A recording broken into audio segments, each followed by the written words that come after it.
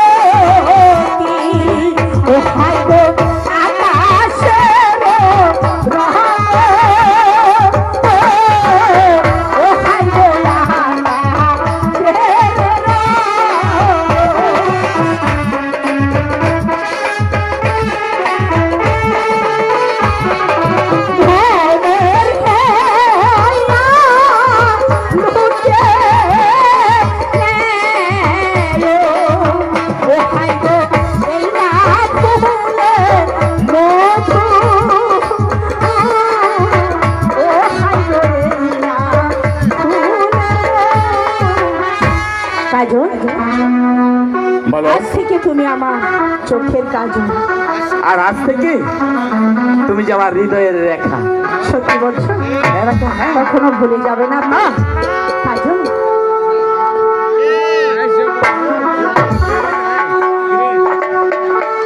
জানো রেখা, হ্যাঁ বলো। যখন তুমি আমাকে দেখেছি স্কুলে, তখন থেকে যে আমি তোমার প্রেমে পড়ে গেছি। সত্যি বলছো? হ্যাঁ রেখা, হ্যাঁ